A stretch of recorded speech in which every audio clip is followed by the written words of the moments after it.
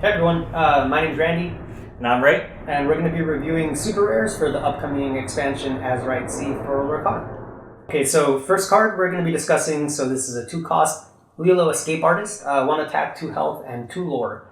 She's an inkable, and the effect is, at the start of your turn, if this card is in your discard, you may play her, and she enters play exerted. Ray, what do you think? Initial thoughts for this card is it's really strong. The effect just sounds really good. It's very consistent. It's just going to get you a lot of value. Seems like it can fit into any deck, not just aggro. It's just a good effect, and it has synergy with a lot of cards. Yeah, I think people might initially assume that this is perfect for aggro, but it seems almost perfect for any yellow deck, right? Because the fact that she's 2 lore at a low cost, like, okay, cool, I can rush my opponent down. But the thing is that she's an ongoing threat. So whether you're playing aggro or you just have her in your deck, as soon as she hits your discard, every turn she's going to be on the field, right, at the start of your turn. And then it's up to your opponent to get rid of her either by wasting one of their attacks on her, using a different ability, or using ink and another card, an action card, to get rid of her. Because if they don't, next turn you either get 2 free lore, or she can maybe challenge somebody if they're already weak enough. So I think there's just a lot of potential, a lot of strength. Because of her good effect, like some of the ideas that I have in terms of combo, there's the 1-cost Simba in gray. So when you play the Simba, you draw a card, then you discard a card, so you can, if you have her in hand, discard her, and then you can play her for free, right, without needing to spend the ink. There's a 2-cost Cinderella in gray that has a similar effect. And then another idea, in terms of where I can see this fitting, maybe a bit more aggro, is with a Pride Land, so gray-yellow. If you play the Simba turn 1 and discard her, turn 2 you can play Pride Lands, and then turn 3 you can move the Simba, and then, obviously aggro has a lot of 1-cost characters, you can play those all for free and kind of go wide. Any other thoughts you have on this? Yeah, I think I agree with that, the Simba thing. It's just, it seems like a really good combo and synergy with that type of deck. But again, like, it can go into any deck. And like you said, the Simba or the Cinderella, the cycle effects, or even the action ransack, which lets you discard. And just anything that lets you discard is just good. And on top of that, it's anti-discard. So if you're going against green and you're discarding this, you're not really losing a value. And I think just the best part is just constant value, constant annoyance. Like Randy was saying, like, you have to either waste an attack or waste the action or something just to get rid of this, or you're going to get quested on. So overall, this is just an excellent card. Yeah, I think something else really quickly with respect to gray, if you play the 2-cost dock where you discard your hand and draw 2 cards, I mean, if you discard her, it's not a loss. But if you're going really aggro, right, in the example I gave with Pride Land, where you empty your hand, you can use that also, right, and just draw more resources. And we're thinking about it and talking about it in terms of 1, but imagine if you have 2, 3, or even 4 in your discard, like every turn you're threatening 8 lore, right? They need to deal with that pretty consistently. Yeah, I mean, this card's just really good and has a lot of synergy with a lot of cards. And just by itself, just with yellow deck. Yeah, even without synergy, it's just a good card to have in any deck.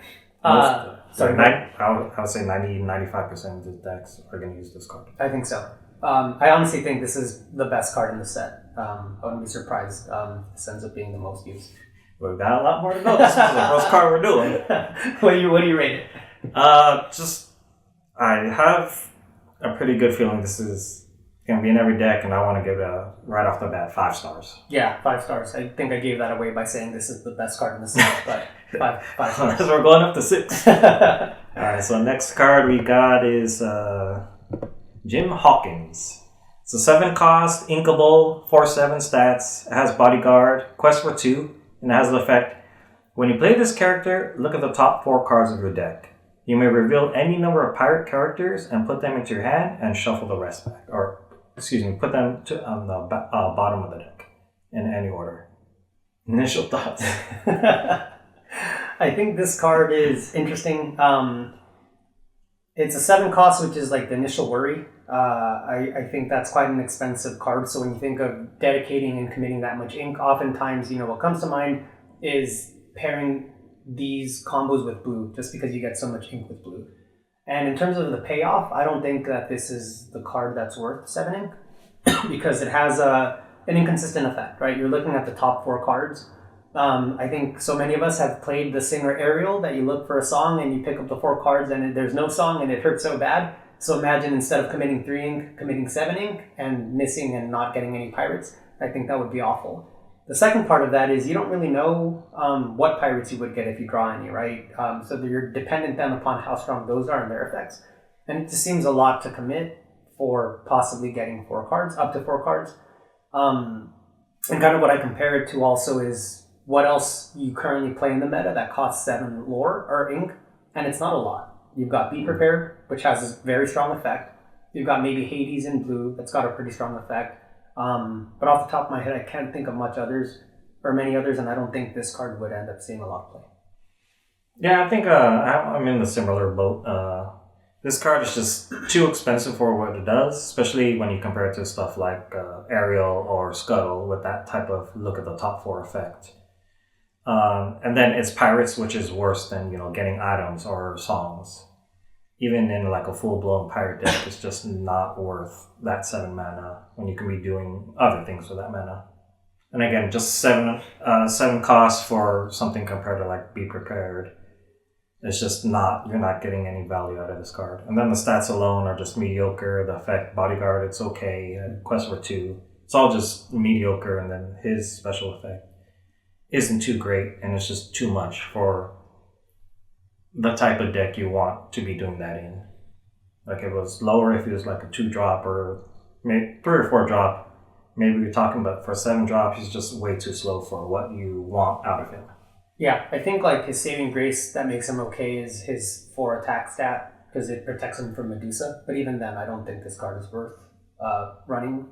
But what do you rate it? Yeah, I think just stats are mediocre, abilities mediocre. There's nothing special about him, and he's just not good. I don't think he's going to see much play, if any, maybe in a full-blown pirate deck, but that's about it. I would give him a 1-star. I'm not going to see much of this guy.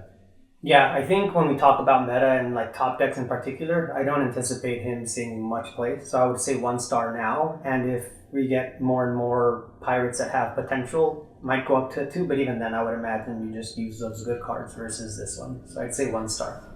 Yeah, with that said, I think in the future his rating may go up, but as of right now, it's just one. Like if there's crazy pirates, then he'll be better. But as of right now, he's still 1. Cool. Next up, everyone's favorite. What is this? Sugar Rush. Sugar Rush Speedway. It's a 2-cost location. It's not inkable. The cost to move is 6. It's got 7 health. The effect, when you move a character here from a location, you may banish this location to gain 3 lore and draw 3 cards. Initial thoughts, what comes to mind, it's kind of slow. The effect is good. 3 lore, 3 cards, you can get rid of this card. But I think the thing that slows it down a little, it has to be from another location. If it was the other way around, if it was just to this location, it would be a lot better. But initially, just from reading this card, it's quite slow for the effect. Yeah, I mean, it's got a huge payoff, right? But the challenge is how do you go about earning that payoff? There are some cards that come to mind in terms of moving things around, right? You've got the 3-cost red Tuk Tuk.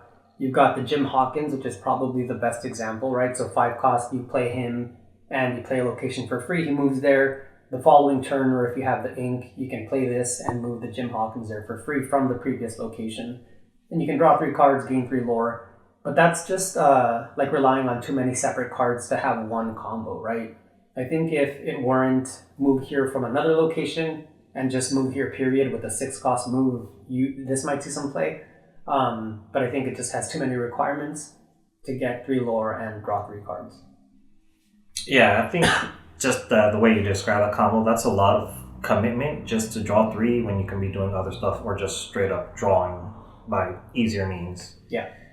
Maybe in a location pirate combo deck, and this is just more synergetic with everything, but I still think it's just way too slow for what it does. Yeah, I think there's a new green item. It's a 1-cost, and at the start of your turn you can move a character to a location for free.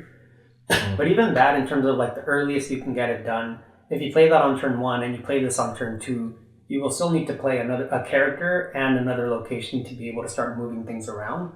Obviously later on with more ink, you can maybe set everything up in 1 turn or so, but it still feels like a lot to commit to draw 3 cards and gain 3 lore. And this location is vulnerable too, right? If you don't do it immediately and you leave it up, it can be rushed down by characters along King Zeus, whatever it is.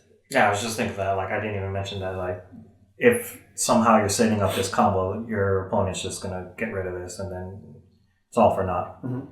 So I think it's just a little too slow for the effect. Again, if you didn't have to move from another location, it'd be a lot better. But I still wouldn't be rough. Like give it a strong rating. Yeah. So what do you give it? Master, there are a few addendums. Ray here. We didn't mention the Red Sugar Rush Speedway, which does make this card a little better. I think I will stick to my rating. It's kind of hard to use, but it would be a fun combo to play out. I would say a 2. There's some stuff there. It's not horrible. It's not like the last card. There's just some potential to this. I don't think we'll see much of it, but it still has some potential. I think that someone might tap into. Yeah, let us know in the comments. I, on the other hand, give it a 1 because I don't see that potential. But if you're more aligned with Ray, let us know. Now we're going to move forward and review the legendary cards. In this case, the first card we're discussing is Tiana. So Tiana is a 3-cost uninkable. Her stats are 1/4. Her effect. She quests for 2. And her effect is whenever a character of yours is challenged, while this character is exerted, the challenging character gets -3 attack this turn unless their player pays 3 ink. So in essence, if she's exerted, any of your characters that get challenged, they lose 3 attack unless the opponent pays 3 ink to minimize that or eliminate that effect. What do you think? Sounds okay to good initially. Stats are okay, unequal, quest for 2, which is pretty good, and the main thing we're focusing on is her effect, which is great. However, she has to be exerted, so that just makes her vulnerable. You're going to attack her first. Does it work on herself? Yeah. Oh, okay. It's a lot better. Take it back. Read it twice. So it's pretty good, actually. If that's the case, she's hard to kill. You have to use an action or some other way to kill her. An ability to kill her. So I think she's really good initially. Yeah, I think she's annoying. But obviously she can be dealt with actions like you mentioned. Pretty straightforward, I think. But I think she shines and will do really well with aggro, right? Because she's protecting your smaller characters. And there's like the 1 cost that quests for 2 lore or 2 costs that quest for 3 lore, etc. So if you can keep them alive, I think that's where she shines. Especially even though it is early on, right? Like if you play her on turn 3, then that effect will take place on turn 4 because that's when you're able to exert her. And even then, like your opponent by their turn 3 won't have the strongest characters, right? To be able to challenge everybody. Like if you get Bodyguard Simba, he's got 3 health. They need a 6 attack character to take him off, right? If they don't pay the cost. So at the very least, it'll slow them down if they pay the ink, which allows you to quest more, or you're just running away with it again. She's 2 lore, which again fits into that aggro approach. And again, if you're fortunate enough to have discarded or played the Lilo and she's just coming back for free, like she's likely going to survive, that's an additional 2 lore. So I think in that specific deck type, she's good. In like an average, regular Amber deck, I don't know that she's the best. I don't think it's awful. If you think about Steel Song, right? You've got an Ariel out and she sings, you always want to protect her, or Naveen. They'll need to come in with a lot more higher attack characters or waste some of their ink to take them out, which isn't the worst. So I think she has potential in overall decks, but in aggro decks for sure. I think she's really good. And then when you talked about, or we both discussed, needing actions to take her out, if you've got Daisy Duck, right, which a lot of people really enjoy, the 1 cost 1/4, when she quests, if it's an action, they reveal the top card. If it's an action, it goes to the bottom of the deck. If it's a character, they add it. Like, you want to get rid of those actions. And if you leave them only or mostly with characters to try to fight your board, Tiana's going to keep your board pretty safe, I think. Yeah, I think she's actually a lot better than I initially thought. Just now that you're talking about it more. Especially in aggro, it just makes sense to have her, and it's just going to be tough to fend off all those, small, weak attackers or questers. And she's pretty good. The fact that it affects herself is really good. And then I think in generic decks, besides aggro, I think she still would see a good amount of play. It's just a good overall effect, and it's just an annoyance you have to deal with. You have to focus her first, or just double up your attack on everything, whatever is easier. And I was just thinking right now, like maybe some sort of combo with some resists, like Cogsworth is just gonna make this a pain, and then if you're running Cogsworth, you can ward everyone with the Aurora, and then how do you get rid of anything? So I think she's pretty good. Yeah, interesting. All right, what's her rating? Okay, what are you rating? I'll give her a 4. She's not super staple phenomenal, but her effect is just really good. I can see her in a lot of archetype decks, mainly aggro, but she can be splashed into a lot of decks. I think overall she's a good card. Yeah, I gave her a 3 because I envision it mostly working for aggro, and in terms of like meta presence, right? Aggro isn't going to be everybody's deck. I think within aggro she's a 5, but overall I think she's a 3. There might be potential for her to be a 4 again in the Steel Song if she ends up working well, or like you said, she's just a bit of a nuisance overall. But I think it's a 3. Yeah. A lot of folks are talking about this card. Go ahead, Ray. All right, we have Simba. He's a 5 cost, uninkable, 4/4 stats, quest for 2, shift 3, with effect. At the end of your turn, if this character is exerted, you may ready your other characters. Initial thoughts? Seems pretty strong. So one of the things, obviously, the shift cost at 3 is a lot cheaper, which is great. The 4 attack protects him from Medusa. 2 lore, again, pretty aggressive. But obviously, the main benefit to this card is readying all your other characters. I think my initial thought, and I keep talking about aggro, but I think this fits so well in aggro. Again, I mentioned potentially gray-yellow. If you've got the gray Simba, you can shift onto that. Or there's a 2-cost yellow bodyguard Simba that you can shift onto. And if you have those earlier cost cards, right, that are just questing, or you have those Lilos that everybody loves, you just ready them, and then they're ready to quest for a good amount the following turn. So I think there's a lot of potential. This is obviously a magnet. They're going to take it out either by challenging it or with actions or effects. But until they do, your other characters are pretty likely to survive if you don't have AoE. I've also heard some folks talk about this in the context of like a Steel Song card, right? Once again, you want to save your singers. I think that's interesting and there's potential there, but in terms of how quickly you get this out versus when you're singing, you're conflicting with your 3 ink. Do I want to play my Ariel or do I want to play Simba? You don't quite have your singers out there yet. So maybe later on it can work in terms of keeping them safe after they sing, which obviously isn't a bad thing. But once again, like my immediate thought is this would do really well in aggro. Oh yeah, I was thinking pretty much the same thing. And aggro is just obviously a good card, and it seems to be meant for that type of deck. And the stat line, the quest amount, and the shift is just perfect for that type of deck, and it's just good value. And then his effect, of course, is just really great. Like you can just quest up, and your guys are protected. You have to get rid of this guy first, and they can just get your other characters can get good value. And I think it'll also be viable in a sing deck. I mean, you can play either this or Ariel or your singers. And if you don't have one, you can play one in preparation for the other or anticipation for the other. So it's still good, and then just protects them, let them sing for free basically at least once. Mm-hmm. So overall, it's just a great card. Yeah, and he's a singer 5 too, right? Obviously, shift 3, sing 5, or full 5 cost. But even like with other combos, because I'm focusing specifically more on gray-yellow, but even in like a green-yellow deck, right? Like those of us that play green and Ursula Deceiver of All, when you get to double sing something, it feels so good, but then when she gets taken out, which is a priority after by someone challenging her, it's like, I would have loved to have used this again twice more greedily, right? So even something like that, if you're running like the Simba bodyguard and you run, the Ursula Deceiver of All, you like sing twice and then you play him and then she readies at the end. There's some effects, I think, beyond just what we discussed, where you have good characters, good effects, and they're obviously a priority, so they get removed after they're exerted, but Simba can keep them up. So even beyond what we discussed, I think this card has a lot of potential and can see a lot of play. It's not the most expensive. There are decent Simba options out there. At the very least, in yellow, there's the bodyguard Simba, which isn't bad. So I think that there's even more to uncover and do with this card than we've discussed.